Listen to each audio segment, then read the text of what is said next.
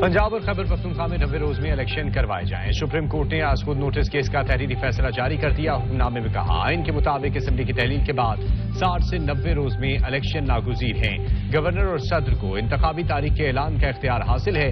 Governor assembly तहलील करे तो तारीख देगा। दूसरी सूरत में सदर मुमलिकत सेक्शन 57 के तहत इख्तियार इस्तेमाल करेंगे।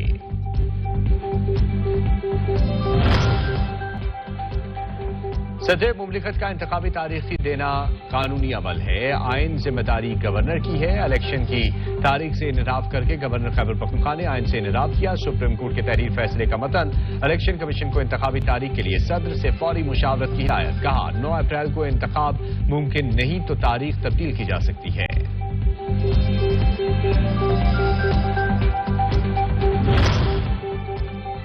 सुप्रीम कोर्ट के हुक्म पर इलेक्शन कमीशन मुतहरिक सूबाई इंतखाबात से मुतल्लिक मुशावरत के लिए सदर और गवर्नर खैबर पख्तूनख्वा को खतूत इरसाल किए जाएंगे।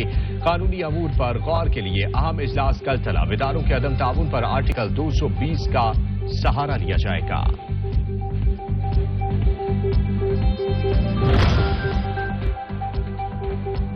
इमरान खान ने अदालती फैसले पर वफाकी वज़रा के बयानात को शर्मनाक करार दे दिया। कारकुनान से वीडियो लिंक खिताब में कहा कि अदालत ने वाज़ेह तौर पर 90 रोज में इलेक्शन का हुक्म दिया।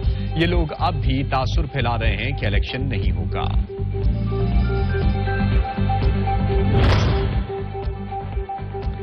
नाबसाइद हालात में मुसीबत ज़दा बहन भाइयों की मदद के लिए कमरबस्ता पाक फौज के जवान और रेस्क्यू एहलकार खराज तहसीन के मुस्तहिक हैं। वज़ीर आज़म शहबाज शरीफ का शाम और तुर्किया में इमदादी सरगर्मियों में हिस्सा लेने वालों के एजाज में तकरीब से खिताब। चेयरमैन NTMA ने बहाली सरगर्मियों पर ब्रीफिंग दी।